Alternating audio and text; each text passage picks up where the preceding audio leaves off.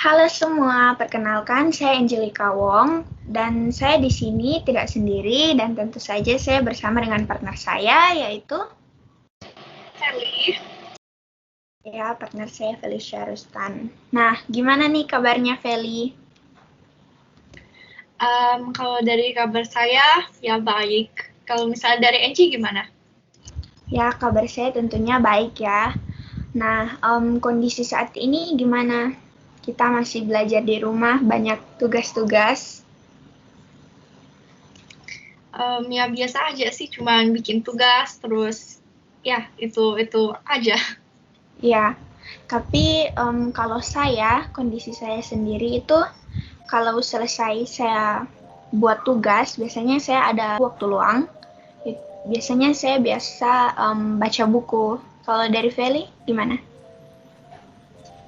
Kalau dari saya sebenarnya saya ada cerita buku yang saya barusan baca, cerita rakyat, yaitu tentang putusnya tali persaudaraan.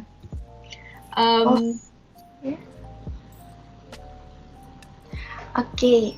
Nah, saya juga baru selesai baca buku nih, judulnya Lolo Tabang dan Biuk Biuk, cerita rakyat Lolo Tabang dan Biuk Biuk. Bisa nggak kamu, Feli, kasih rekomendasi ke saya buat saya baca? Kalau misalnya dari rekomendasi saya, pertama kan saya baca ini buku berjudulnya Putusnya Tali Persaudaraan. Menurut pendapat saya ini cukup bagus karena ini menceritakan tentang bisa lebih mengenal tentang cerita rakyat Indonesia, yaitu dari Nusantara mungkin.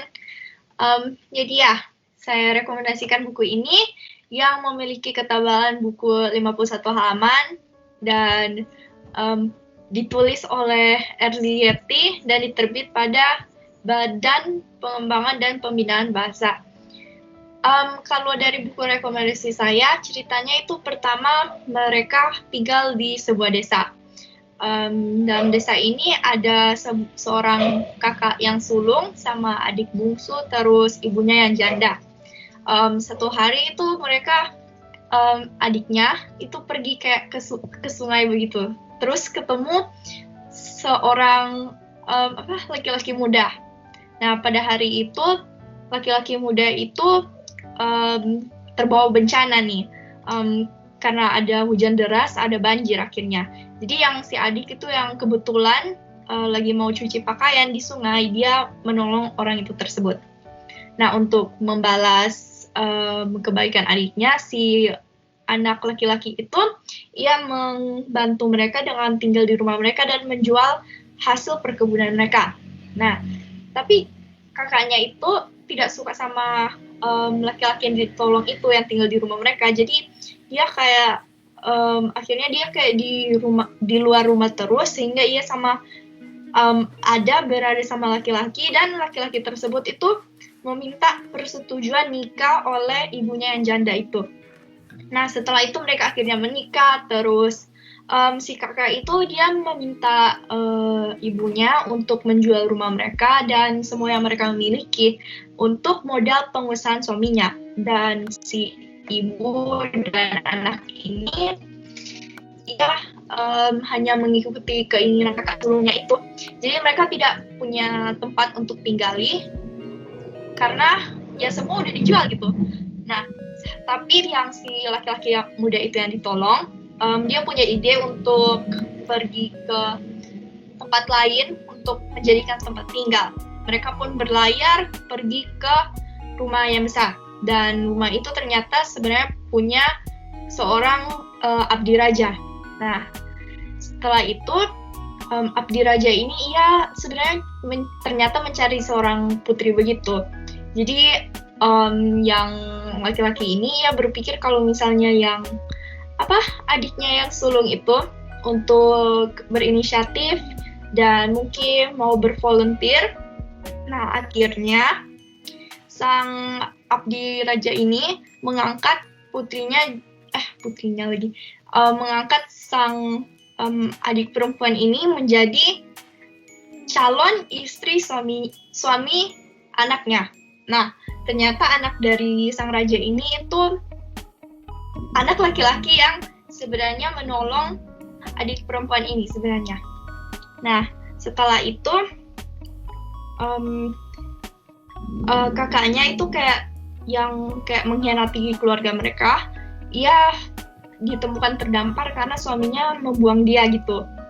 Jadi akhirnya sang adik ini yang selalu bersabar menuruti keinginan kakaknya, ia memperbolehkan kakaknya tinggal bersama mereka. Nah, kalau itu buku yang saya baca selama ini, menurut saya buku ini cukup menarik. Sekarang dari buku cerita ini, pertama yang latar tempatnya ini di desa ya, seperti yang sudah dibilang di awal. Terus kelemahan dari buku ini menurut pendapat saya sendiri, buku ini sebenarnya bagus cerita rakyatnya, namun menurut saya agak terlalu tidak jauh begitu dari kebanyakan cerita rakyat Indonesia pada umumnya, sehingga alur ceritanya menurut saya mudah ditebak. Akhirnya ini bisa menyebabkan kayak sebanyak orang tidak meminati perhatian pembaca, apalagi karena cerita rakyat ini ditujukan untuk murid SMP. Nah, setelah itu untuk kelebihan yang saya ingin sebutkan, pembaca bisa langsung menangkap moral yang ingin disampaikan melalui pribadi pada cerita rakyat ini, yang disadur juga dengan bahasa yang sederhana dan memang ditujukan untuk siswa SMP. Ini juga bagus untuk mengenali cerita rakyat Nusantara lebih baik lagi. Nah, menurut saya buku ini sebenarnya ada bagusnya juga sih untuk menunjukkan cerita Nusantara yang negeri kita miliki, karena setiap pribadi tokoh itu digambarkan dengan berbeda dan cukup jelas bagi pembaca untuk bisa membedakan bagaimana sikap yang benar dan yang salah. Dari beberapa peristiwa yang terjadi dalam cerita ini dapat membuat pembaca itu bisa membayangkan apa yang dilakukan jika berada di dalam situasi tersebut. Dan cerita ini juga memiliki alur yang maju, sehingga cerita ini memang sangat mudah dipahami. Setelah itu, sudut pandang yang penulis gunakan dalam buku ini itu sudut pandang orang ketiga, sehingga dapat bercerita setiap sudut pandang tokoh. Nah, seperti yang saya sebutkan tadi juga sudah dibilang ya, kalau misalnya bahasanya itu yang digunakan tuh cukup ringan untuk gampang dipelajari dan dimengerti. Dan amanat dari cerita ini itu dapat diperlihatkan dengan jelas dan baik. Jadi ya, untuk buku ini saya rekomendasikan sih. Jadi terdengar seru ya, sudah dari apa yang dibilang oleh Feli. Menurut saya itu cukup seru, dan isi pesan dan amanatnya juga sangat bagus.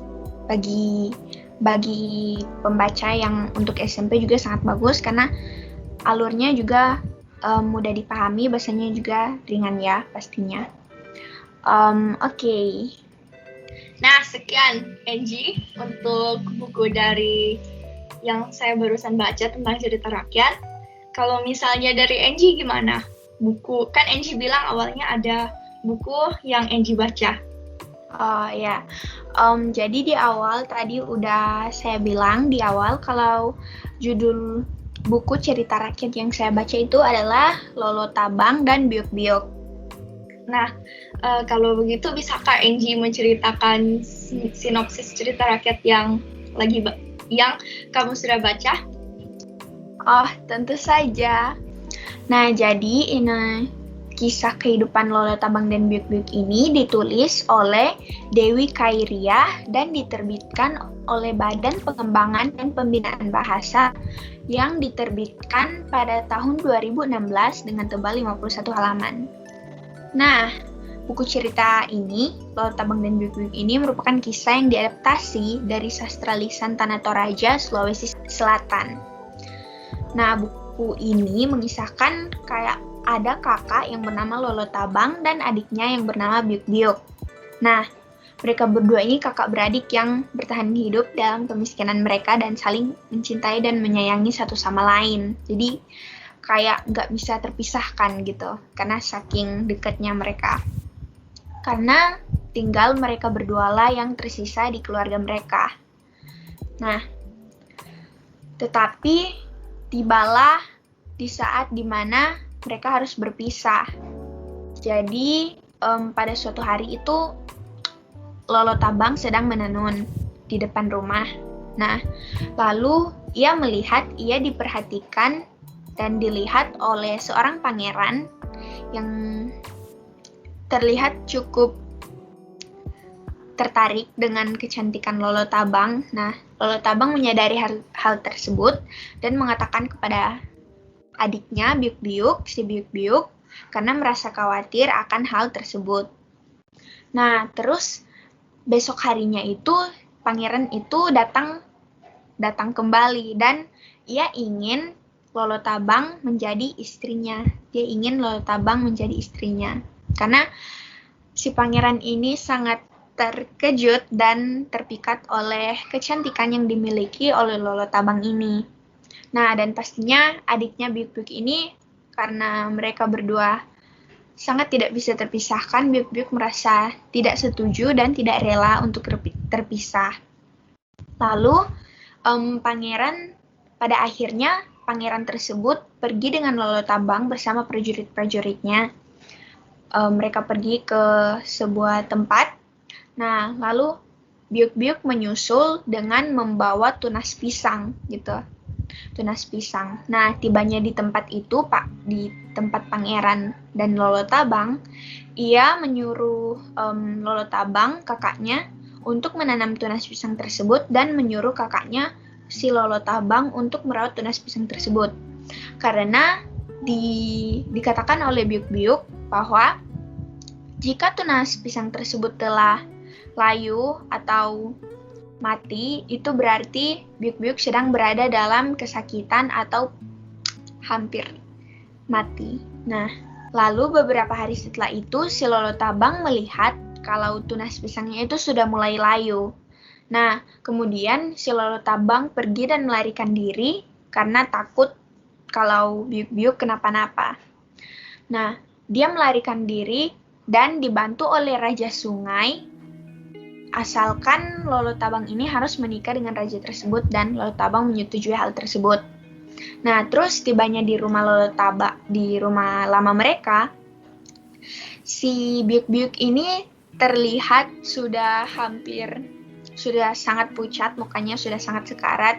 Kemudian Lolo Tabang membangunkan adiknya Biuk-Biuk. Setelah Biuk-Biuk terbangun, mereka berpelukan dan bersyukur bisa bertemu dan bersama kembali. Nah, berdasarkan hal yang disampaikan penulis, para pembaca pastinya, terutama saya sebagai pembaca, dapat merasakan bagaimana suasana yang terjadi antara ikatan persaudaraan Lolo Tabang dan Biuk-Biuk ini. Hal ini membuktikan bahwa penulis tersebut mampu mengemas perjuangan Lolo Tabang dan Biuk-Biuk terhadap apa yang terjadi kepada mereka berdua, meskipun pada bagian Lolo Tabang harus menikah dengan sang raja, itu sang raja sungai agak terlalu memaksa ya alur ceritanya.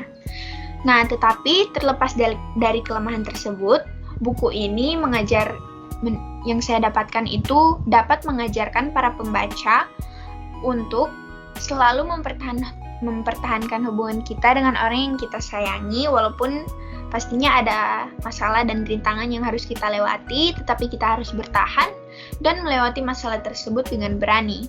Dengan kata lain, kita harus pantang menyerah ya dalam melewati masalah-masalah hidup atau apapun yang akan datang nanti di dalam kehidupan kita. Lalu yang saya lihat di sini, karakter tokoh dalam cerita ini digambarkan dengan begitu jelas oleh penulisnya dan berfokus kepada tokoh utamanya, yaitu Lolo Tabang dan Biuk-Biuk ya, karena mereka di situ tidak bisa terpisahkan, jadi mereka sangat memperjuangkan kehidupan mereka untuk bersama-sama. Nah, semua peristiwa ini terlihat sangat jelas dan sistematis. Alur yang digunakan juga alur maju. Ya, dari awal pangeran tersebut ingin menjadikan Lolo Tabang sebagai istrinya, sehingga kejadian Biuk-Biuk yang hampir sekarat dan mereka bersama kembali.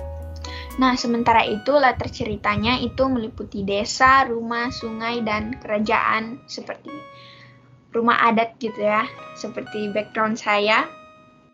Nah, penulis ini menggunakan sudut pandang cerita yaitu orang pertama. Nah, oleh karena itu saat membaca, para kita, terutama saya ya pastinya para pembaca dapat merasakan kisah kehidupan Lolo Tabang dan Biuk-Biuk. Nah, bahasanya di sini di cerita rakyat ini juga termasuk sangat ringan dan mudah dipahami oleh para kalangan para SMP ya. Murid-murid SMP sudah bisa memahami kata-kata yang ada di cerita ini. Selain itu, cerita ini juga memiliki pesan dan amanat yang tadi sudah saya bilang yang dapat membangun dan memotivasi bagi kita para pembaca. Terutama saya juga merasa sangat termotivasi ya. Ya, seperti itu. Bagus sekali ya cerita dari Angie. Sepertinya buku yang Angie rekomendasikan memang menurut saya layak untuk dibaca, dan saya juga memang setuju sama pendapat Angie dengan moral yang diceritakan. Oke, jadi karena kami sudah mengulas cerita rakyat yang sudah kami baca, dan kami juga sudah diajarkan tentang bagaimana cara mengulas dengan bertanggung jawab, sekarang kita berdua akan berefleksi dengan materi yang sudah kita bahas sebelumnya. Oh iya, materi yang sudah kita bahas sebelumnya. Nah, jadi pertanyaan pertama dari saya, menurut pendapat Angie sendiri, mengapa kita perlu mempelajari teks ulasan dalam kehidupan sehari-hari? Menurut Angie? Ya, kalau pendapat saya pribadi, kita harus belajar dan mengerti gimana caranya untuk memberikan kritik maupun saran maupun pujian dengan cara yang baik maupun benar atau dengan bahasa yang sopan ya, tanpa melukai hati seseorang dan bertanggung jawab maupun memberikan solusi terhadap hal yang kita bicarakan. Jadi nggak cuma keluar dari mulut kita saja, tetapi kita bertanggung jawab dalam memberikan solusi juga. Ya, saya juga setuju sekali karena kita memang harus mengapresiasi talenta masing-masing orang yang Tuhan berikan kepada kita dan saling membantu dengan memberikan tanggapan berisi saran, kritik maupun pujian dengan sopan untuk bagi penulisnya untuk kembangkan lagi karyanya. Nah, setelah itu karena Angie kan bilang ini teks ulasan ini kan penting. Nah, menurut Angie, pembelajaran ini relevan dalam kehidupan atau tidak? Oke, pastinya hal ini juga sangat relevan dalam kehidupan semua orang ya. Jadi iya. Nah, karena kebanyakan orang biasanya menilai atau memberikan saran atau kritik biasanya dengan kata-kata atau bahasa yang kurang menyenangkan dan tidak bertanggung jawab serta tidak memberikan solusi. Kebanyakan begitu kalau yang saya lihat ya. Kalau Feli, bagaimana? Apakah sama? Iya, kalau dari pendapat saya juga sama persis. Kalau begitu, kan Angie sudah bilang kalau misalnya belajar ini memang relevan dalam kehidupan kita. Kalau misalnya contoh dari kehidupan Angie pribadi gimana? Oh, kalau contoh relevan dari hidup saya pribadi, saya juga pernah menilai atau memberikan kritik atau saran kepada seseorang, misalnya kepada teman saya dengan cara yang tidak sopan dan tidak bertanggung jawab, serta menyakiti hati seseorang itu yang saya kritik, dan tidak mampu memberikan solusi terhadap karya yang saya nilai, yang saya ulas, yang saya kritik. Kalau Feli? Sekali lagi ya, kalau misalnya contoh dari relevan hidup saya, memang saya juga pernah kayak mungkin pas saya mau memberikan saran, mungkin saya kata-kata saya itu keluarnya jadi kejam sama kayak jahat begitu. Ya pastinya kita semua bakalan ada salah ya, maupun dalam berkata-kata. Nah, sekarang pertanyaan terakhir yang kita ingin refleksikan itu karena sudah mempelajari teks ulasan dan cara mengapresiasi talenta orang, bagaimana menurut Angie hal yang ingin Angie capai ke depannya? Ya. Hal yang ingin saya capai untuk kedepannya, ya semoga saya bisa memberikan kritik atau saran maupun pujian kepada seseorang dengan bahasa yang sopan dan bertanggung jawab dengan kata-kata saya sendiri, maupun memberikan solusi dan bukan hanya sekedar mengkritik saja. Saya harap itu akan dapat saya lakukan di masa depan nanti. Mulai dari sekarang juga. Kalau Feli? Benar sekali juga. Mungkin ingin belajar lebih baik lagi dalam dan mengapresiasi karya orang lain dengan lebih sopan mungkin dan lebih bertanggung jawab. Nah, itu saja sih refleksi dari yang saya ingin sampaikan. Ya, sampai disinilah akhir perdiskusian buku cerita rakyat kita. Semoga apa yang kita katakan dan sampaikan bisa bermanfaat bagi para penonton, dan maaf jika ada salah kata atau pernyataan dari kita yang kurang menyenangkan. Dan terima kasih bagi para penonton yang sudah meluangkan waktu untuk menonton video diskusi buku kami. Terima kasih semua. Terima kasih dan God bless you semua. Bye.